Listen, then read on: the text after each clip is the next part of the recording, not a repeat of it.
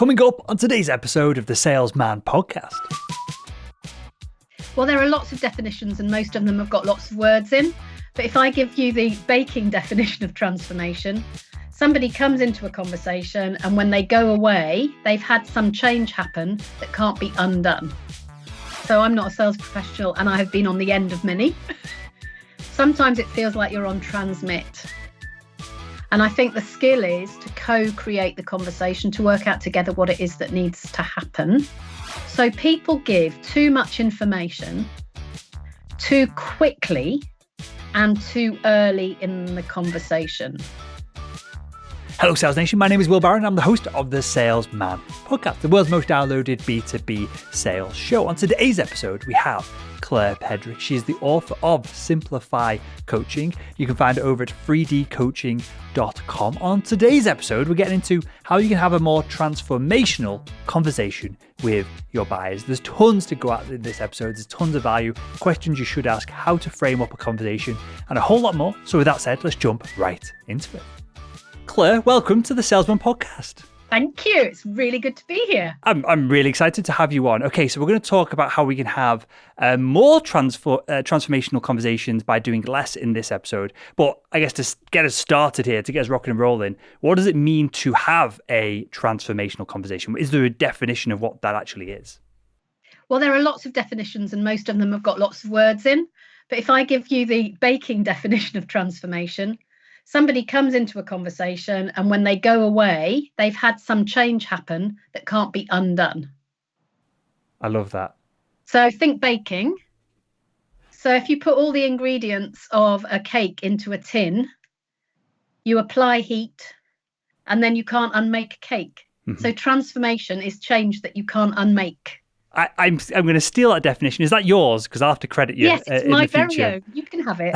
Just use my name. Yep, I will genuinely, because there's a lot of lip service that's given in the sales training industry, in the B2B sales training industry specifically, of we should all be consultants, we should all be having transformational conversations. But when you add that extra layer on top of you have a conversation with the buyer, you have a consultative call, whatever it is, and they walk away and they can't be unchanged, that removes a lot of this potential lip service, because it's very definite. We're not saying here we're going to get on a call, we've got a product service to sell clearly, but we're not trying to just squeeze it in the best we can. We're trying to leave the buyer in a better place than when we started engaging with them. Is that fair to say? Yeah, completely. So can I tell you a story? Of course, yeah. So you know that point in your life when you come to buying your first new car? Mm-hmm. So when I came to the point in my life of buying my first new car and everything had been secondhand, the most exciting thing was that I could choose its colour. So it had to be red because I had decided I wanted a red car. Yep. And then we wanted some version of a super mini, small to medium sized car. So we went around every distributor in our town and there were 5 retail garages in our town. So everyone you go to, they say, the special thing about my car is that It's got, and then they start talking a language I don't understand. And you think, well, I don't know what you're talking about. So by the time we got to the 4th one, I'd lost the will to live. By then, I just wanted a red car. And I knew that the Citroen had the doodah in the middle and that others of them had the doodah in different places, and that they had 4 doors and 4 wheels. And we decided which car we were going to buy. And then on a cold bank holiday, rainy day, my husband goes to me, but we haven't tried the Honda. And I'm going, I don't want to test drive another car. Mm-hmm. So we arrive at the Honda garage and we go in and you couldn't be outside because it was that English bucket rain. And we went in and the salesman came over and he said, I think I had my don't mess with me face on. He said, do you have any questions? That was his first question. And I said, yes, why should I buy your car? What's different about this? And he went, it has magic seats. So, you see, I can still remember. Yeah, that car's now on a scrap heap. It's so old. But he said, it has magic seats. So I'm going, oh, tell me about magic seats.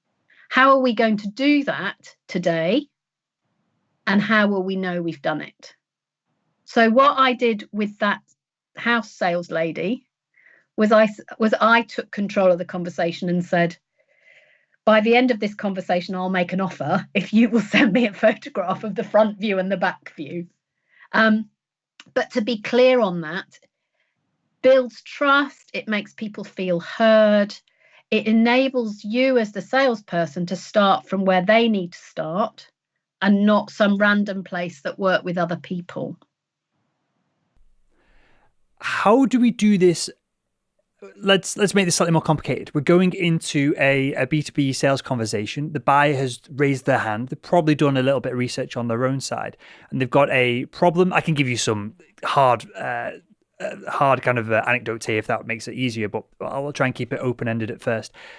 We're going into a conversation. They know they've got a big problem. We know the solution to the problem, but we feel like we're going to get their backs up if we say, in this phone call, I'm going to tell you this is what's wrong.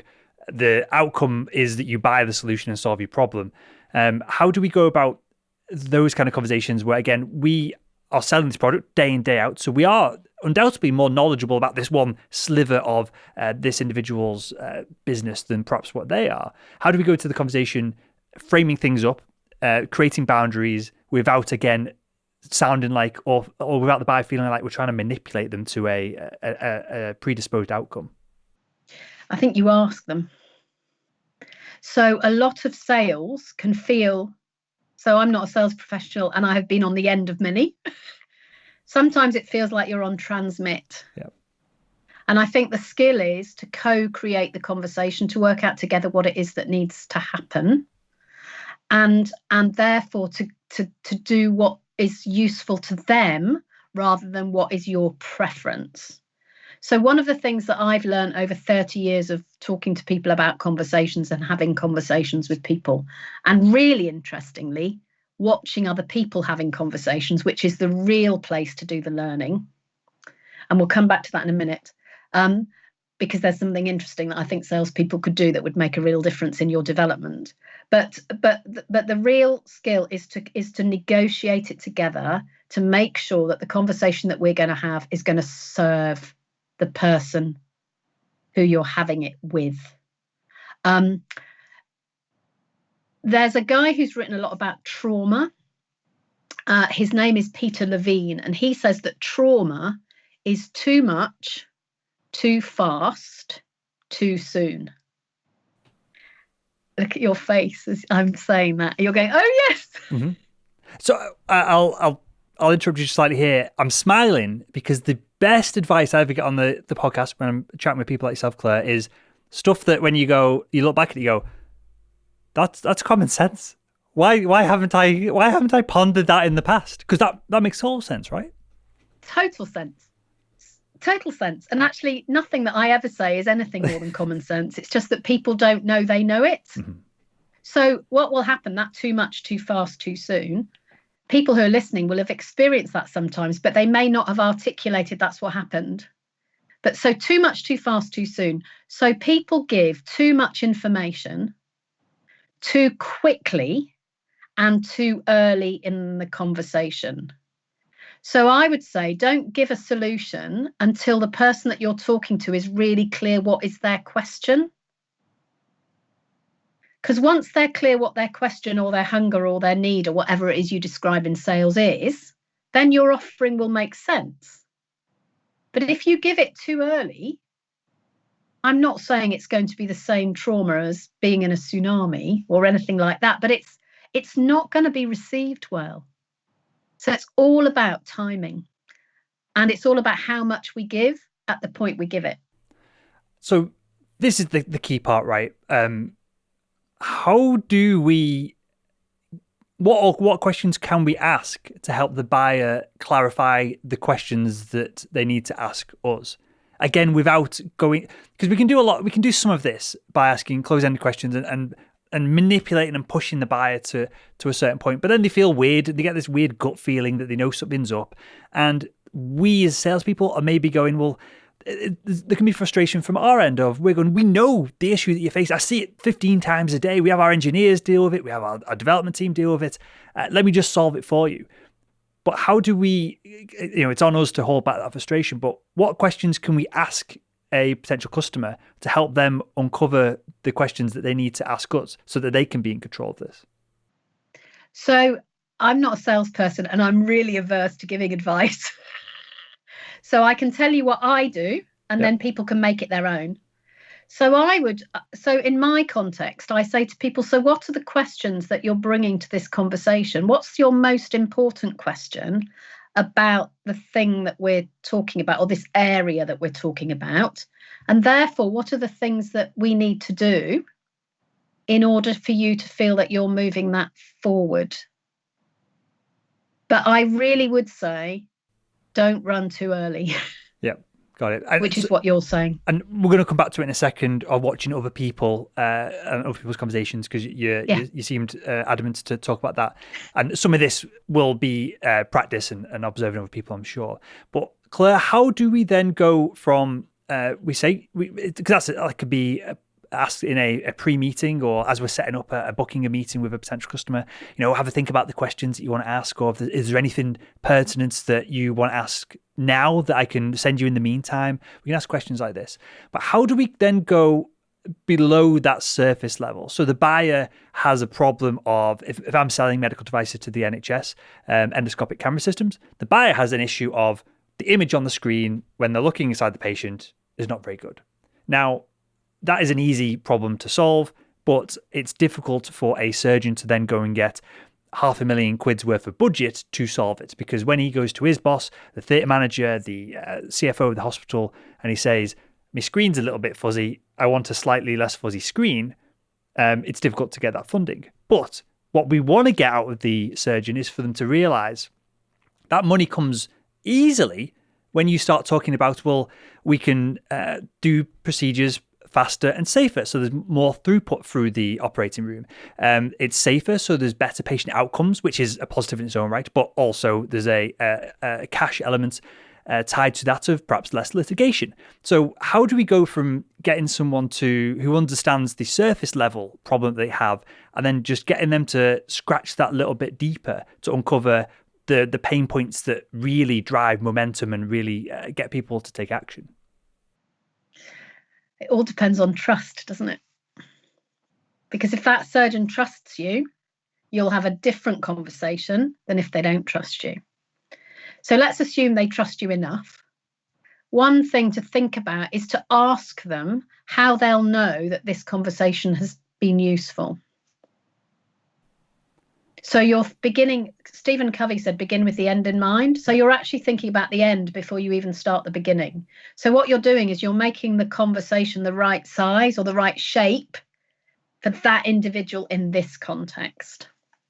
I love this, because I guess when we ask that question, we're unburdening our own opinions from the conversation at that point, because at the end of the conversation, classic sales question that we can ask is, hey, we've outlined everything you wanted. We've ticked all these boxes. Does it make sense to move forward with this? Now, if they've outlined what they wanted, and in the conversation we've ticked the boxes, it makes sense to move forward with things, as opposed to us saying, well, we think we should.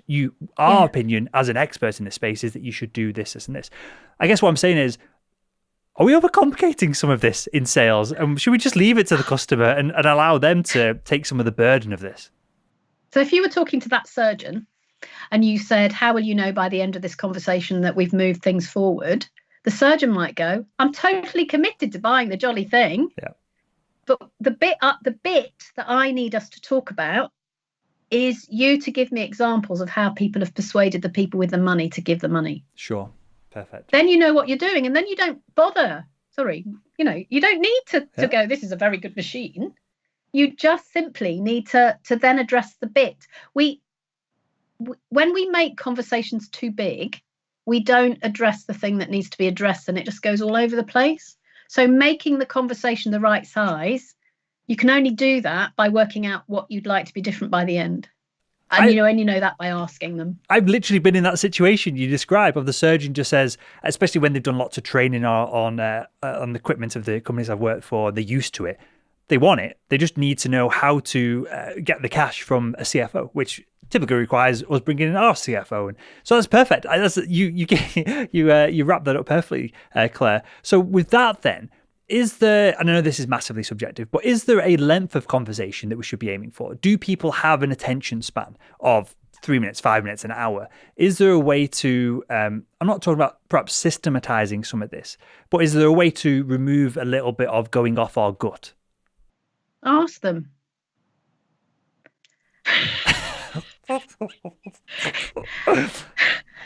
What's a good length of conversation for you?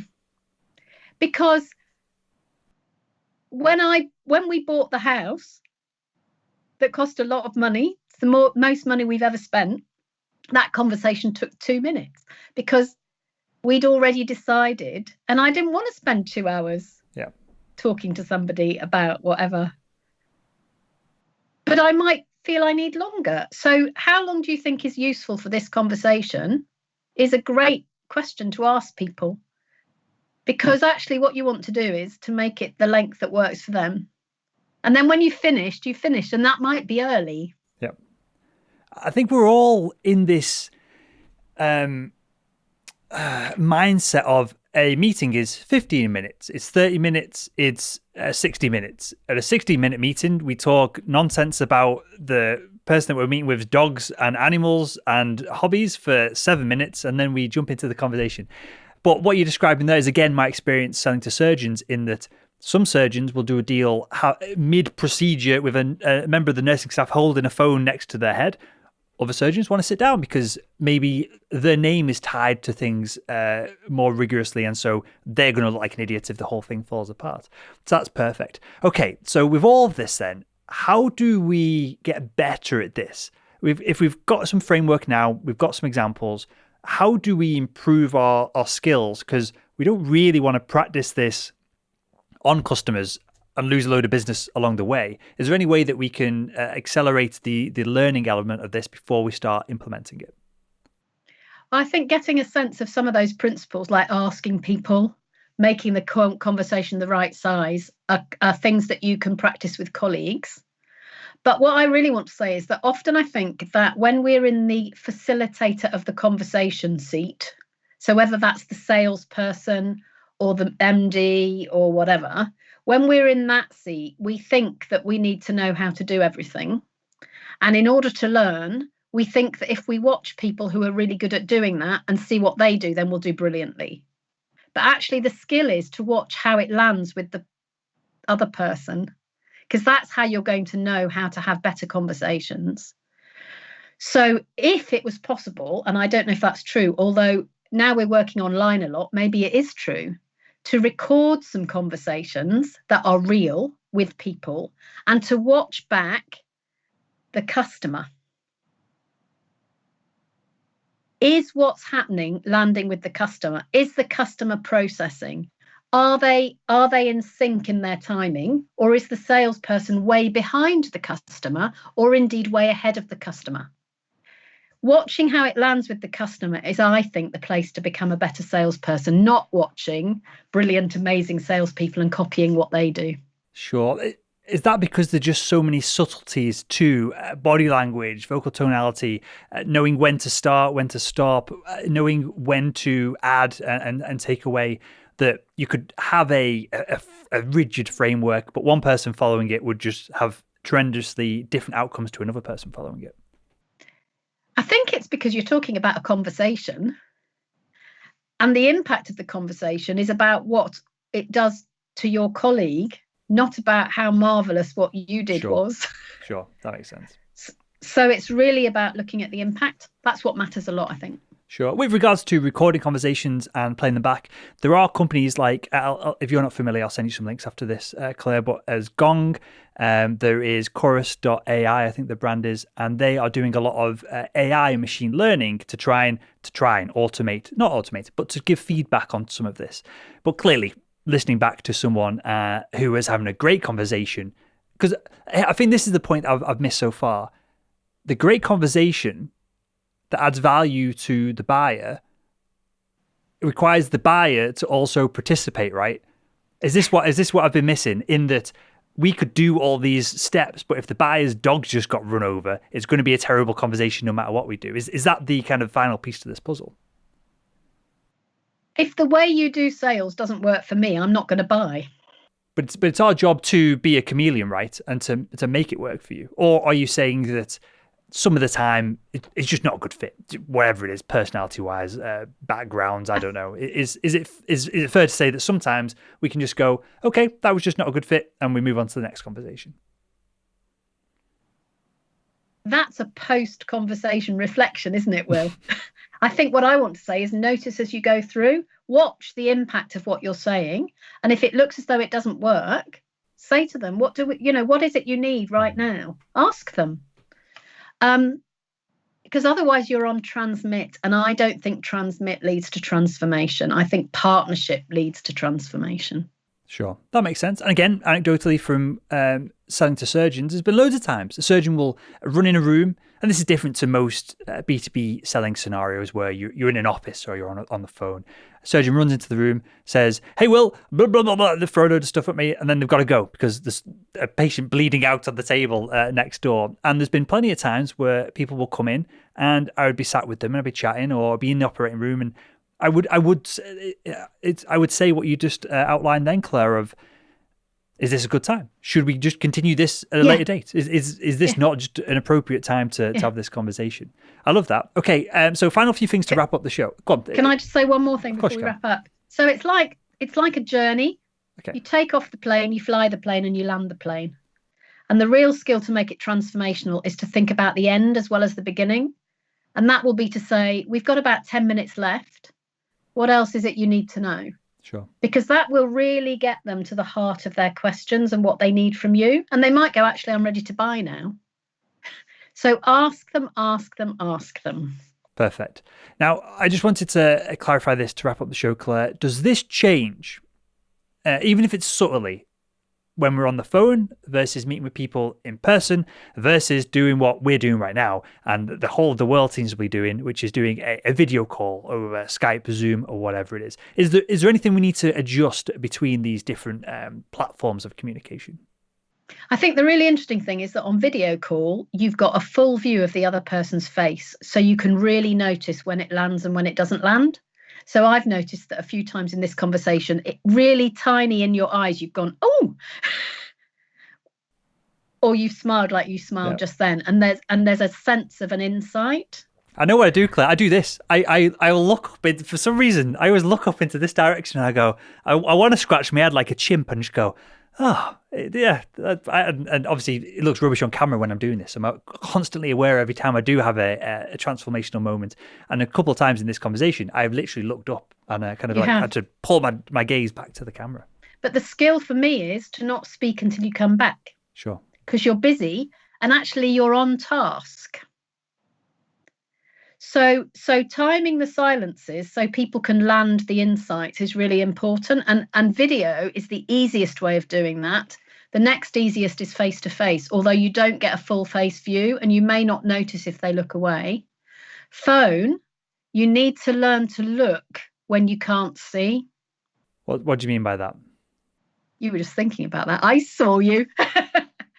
You need to learn to look because insights and pace happen in the eyes. So when I said that, you kind of looked slightly away, but you were a bit self-conscious, so it wasn't fully away.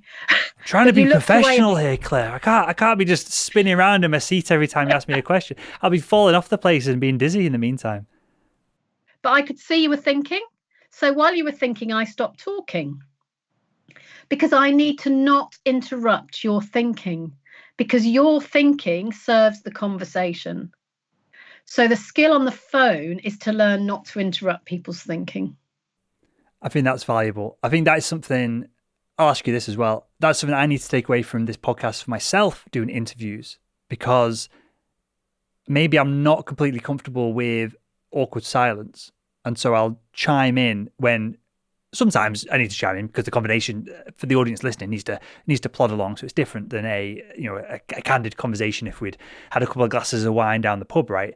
So there is some elements to that are artificial in this conversation that we're having here that other people are consuming.